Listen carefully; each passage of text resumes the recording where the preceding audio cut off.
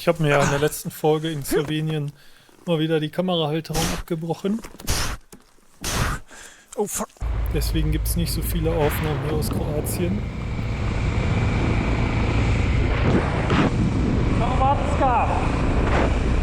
Mal schauen, was es hier so gibt. Viel habt ihr nicht verpasst. Ich war mit Papa eine Weile auf dem TED unterwegs, bis ich mich dann nach kurzer Zeit mal wieder in der Horizontalen wiedergefunden habe. Ich liege jetzt hier. Also nicht, dass es dir passiert, aber dass es, ja, vielleicht sogar doch. Papa ist am Kacken und hat es schon geahnt. Ich habe mich hier, Geahnt, ey. ich habe mich hier abgelegt. Da in der Kurve. Zur Seite weggerutscht. Jetzt ein bisschen Knie, bisschen verdreht, aber ist, glaube ich, nichts verletzt. Fußraste rechts und Fußbremshebel ist auch verbogen. Aber sehr schön hier. Kroatische Halt. Kann man schön liegen und genießen. Ja, mit lediertem Knie und Motorrad war mir dann nicht mehr so sehr nach TED-Fahren zumute. Also sind wir noch entspannt über Asphalt weitergefahren. Und dann abends an der Küste wieder auf Britta mit Begleitfahrzeug getroffen. Je voudrais du soleil vert, des dentelles et des théières, des photos de bord de mer, dans mon jardin d'hiver. Je voudrais de la lumière, comme en Nouvelle-Angleterre. Je veux changer d'atmosphère dans mon jardin d'hiver.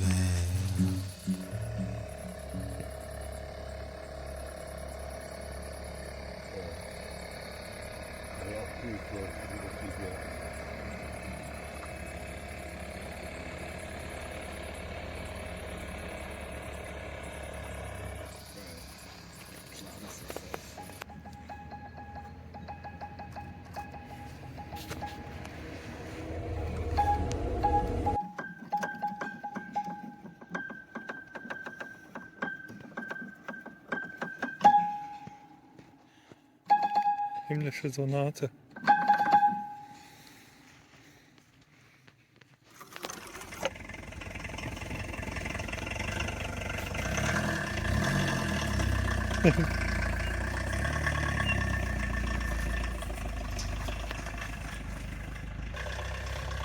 Adieu! Papa und Britta sind gerade eben abgefahren. Jetzt bin ich auf mich allein gestellt. Mal wieder. Motorrad ist total voll beladen. Mit neuen Schlappen. Mein Knie ist noch ein bisschen lediert von dem letzten Crash. Deswegen fahre ich jetzt erstmal nur Asphalt. Und ja, so lange lasse ich die fetten Stollen da hinten drauf. Das Stück der Fußrastenaufhängung ist verdreht. Und der Kickstarter bleibt halt immer unten hängen hier hinter der Aufnahme, weil die jetzt ein bisschen nach innen gedreht ist. Das ist ein bisschen nervig.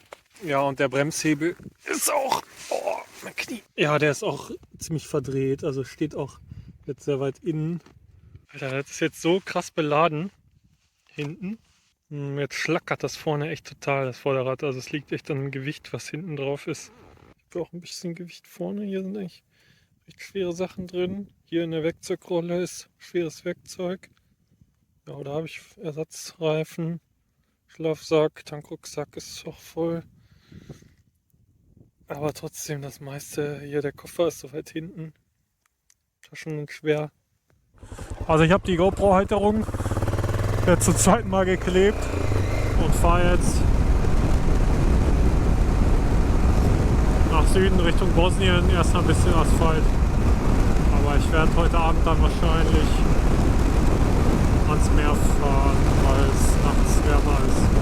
Oh, hier ist es aber echt schön. Ich mag es hier gerade voll gerne. So herbstliche Farben schon. Ich weiß das nicht, ob das wieder eine meiner dummen Ideen ist. Wahrscheinlich schon. Muss ich kurz Foto machen.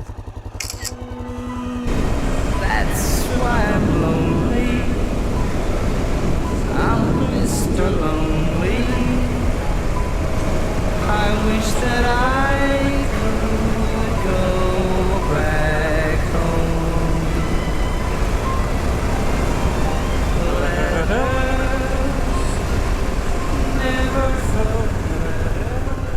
bitte. Ja. Hey, hey, hey.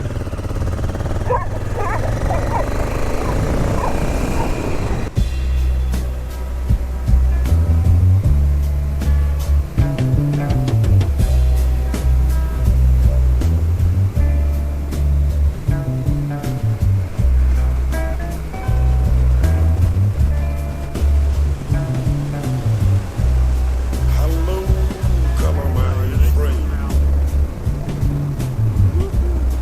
Where do you think you're going to? And the road you taken, Oh, ein schönes Plätzchen mit Meerblick. come Aber die sind hier wahrscheinlich begehrt. back to Alter! Alter! Alter! 'cause I'm gonna Hier so einen Weg runterschmeißen mache ich auf keinen Fall. Ich habe ja gelernt aus meiner Dummheit. Ja, kein Camping, okay. Ich habe jetzt keinen Bock mehr auf so eine krasse Aktion. take you Fand ich in letzter Zeit irgendwie genug. Jetzt mit dem Knie noch. back to come my friend. Anspruchsvoll. 'Cause I'm gonna miss you. Oh.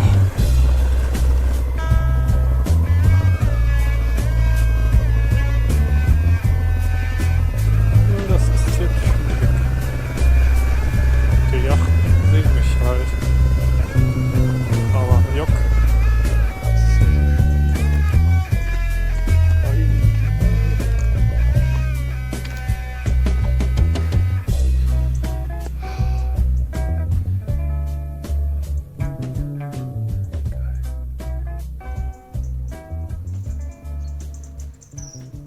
So bin ich hier aufgewacht mit dem Blick. Ja, eigentlich voll gut geschlafen. Hey. Nee, also gut geschlafen, voll ruhig. Und dann mitten in der Nacht fangen hier voll die Hunde an zu heulen. Also keine Ahnung, was das genau war. Direkt hinter mir da im Gebüsch. So klang es auf jeden Fall. Also komplett um mich rum. Fangen die hier übelst an zu heulen, ey. Voll krass, voll laut auf einmal.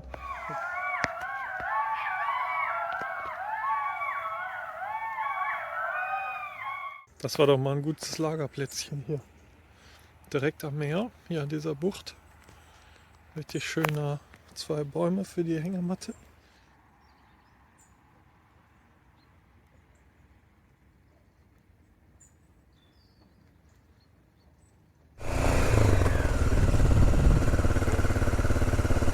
Abgefuckte Karren.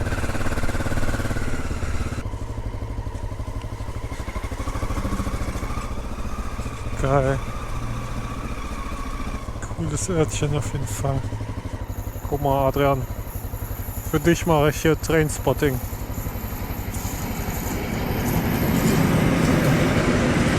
Jawohl. Schön, einfach, wirklich, also toll. Achso, ich habe noch die Überbrückung für den Ölkühler gebastelt, weil das der mal jetzt außer Kraft gesetzt ist. Zu gucken, ob dieses Rasseln aufhört. Hat dann erstmal trotzdem gerasselt.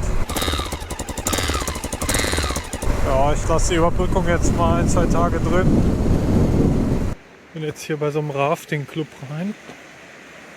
Hier kam gerade so ein Typ mit dem Auto rein, habe ich gefragt, ob der meint, das wäre okay hier zu pennen. Der meinte, hier auf keinen Fall. Der Typ wäre gruselig.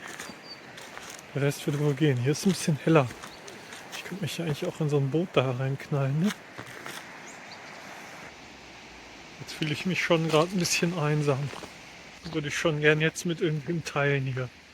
Schön am Flüsschen, Feuerchen machen, Abendessen. Also 2. Tag alleine. Ja, ob das so was für mich ist, das ist halt voll schön. Ich glaube, das kann ich auch alleine genießen. Vermisst man schnell dann so Gesellschaft. Vielleicht auch jetzt gerade, weil ich noch nicht so lange alleine bin. Vielleicht ändert sich das noch, dass ich da besser klarkomme. Na, ich spring mal hier rein.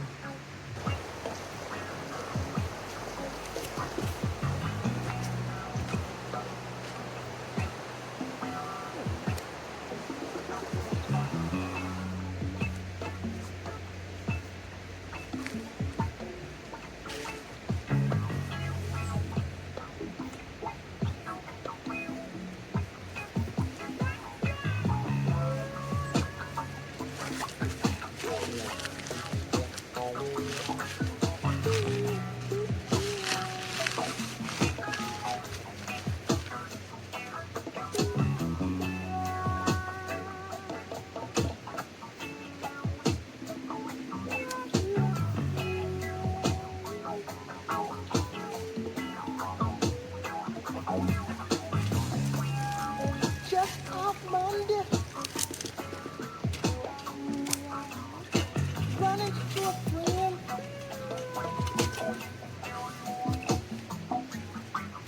Down the street, down the street, where I live.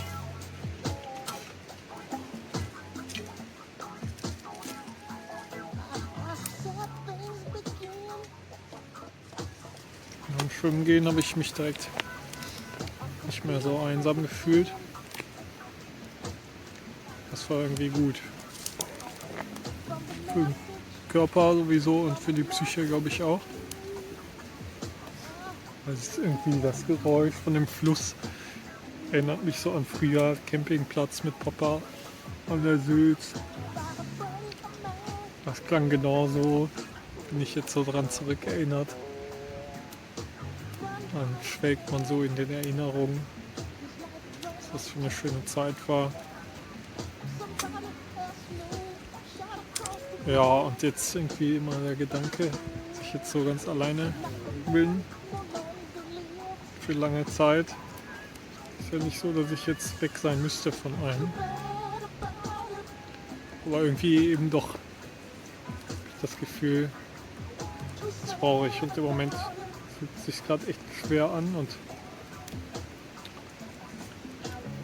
ja, er drückt mich ganz schön.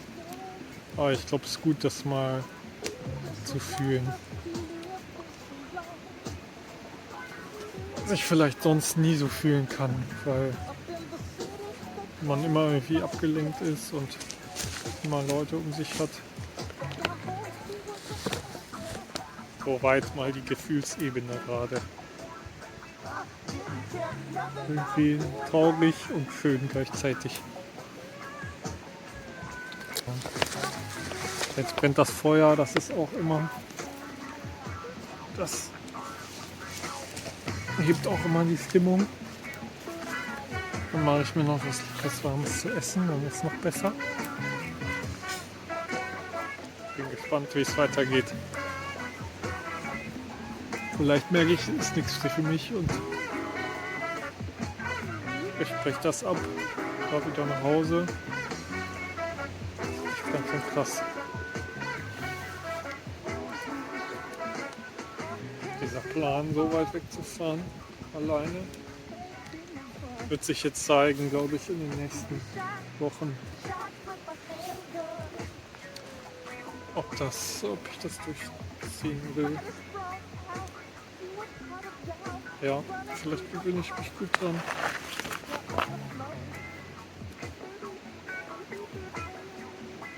Ja, das ist gerade schwierig, aber sonst hat es auch echt bisher immer tierisch Bock gebracht. So, jetzt habe ich aber gleich mein ganzes Holz verbrannt. Ich schmeiß mal den Topf drauf. Was koche ich denn? Reis mit Linsen und ein bisschen Gemüse. Möhrchen habe ich noch. Okay. Boah, die Nacht da an dem Rafting Center war für mich noch ziemlich angespannt. Also erstmal hatte ich da mit meinen Einsamkeitsgefühlen zu kämpfen. Das ist jetzt übrigens mit dem neuen Tag auch wieder ein bisschen vergangen. Also für mich super. Aber da kam dann mitten in der Nacht noch, während ich da am Kochen war, so ein Typ angerast mit seinem Motorrad und dann so richtig mit Vollbremsung da rein in die Straße vom Rafting Center neben mir direkt. Alles ausgemacht und so und dann habe ich nichts mehr gehört, nichts gesehen sowieso, weil es war dunkel. Hab dann gewartet, ob der jetzt auf mich zugeht oder ob der da irgendwie was anderes macht oder wieder fährt. Aber irgendwie eine Stunde lang habe ich nichts von dem gehört.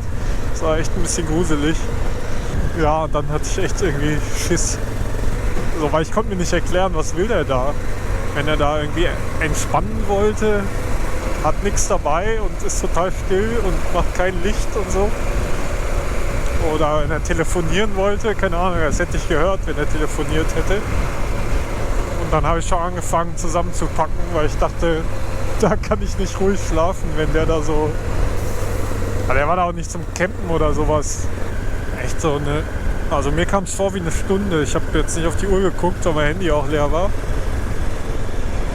Und Motorradbatterie auch und Powerbank komischerweise auch, obwohl ich die eigentlich vollgeladen hatte. Ich glaube, die bringt es nicht. Naja, aber dann ist er weggefahren und dann habe ich mich eigentlich wieder recht safe gefühlt und dann da gepennt. Und dann war ich auch so fertig von dieser Anspannung und auch das Kochen hat so lang gedauert irgendwie. Ich bin sofort eingepennt, als ich in der Hängematte lag. War auch richtig gut geschlafen. Obwohl ich so erst dachte, ich kann überhaupt nicht schlafen mit diesem komischen Typ. Also mit dem sowieso, naja.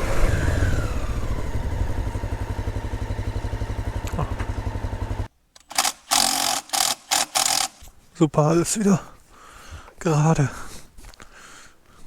Mehr oder weniger gerade als vorher. Geil. Kickstarter bleibt nicht mehr hängen, ey. So, Ölkühler habe ich wieder angeschlossen, weil das hat ja nichts gebracht, außer mehr Hitzestau. The most loneliest day of my life. Hier schön in die Kurve rein, schön nach vorne lehnen, weil zu viel Gepäck.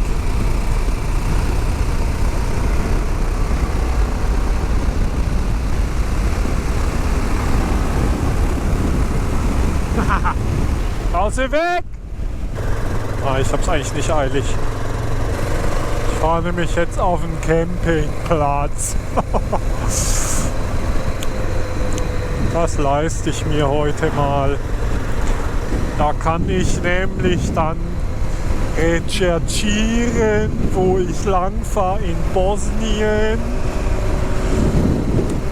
und was ich da so mache.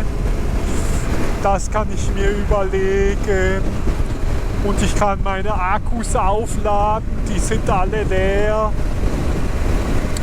und ich kann mal Wasser auffüllen und mein Social Battery muss ich auch mal wieder aufladen.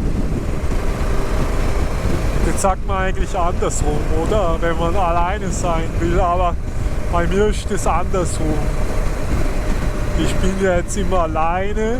Ey, Motorradfahrer, Alter. Ich bin immer alleine und dann muss ich mal unter Leute, ne? Auf dem Camping geht das ganz gut. Da quatscht einen immer einer an und sagt, hey, da hast du so viel Scheiß auf dem Motorrad drauf, ey. Ja, und dann lernt man da coole Leute kennen. Und dann fragen die immer dieselben Sachen und man sagt dann halt, wie es ist und so, was man halt so macht mit den warum man es macht, weiß ich halt selber nicht, sag ich dann so.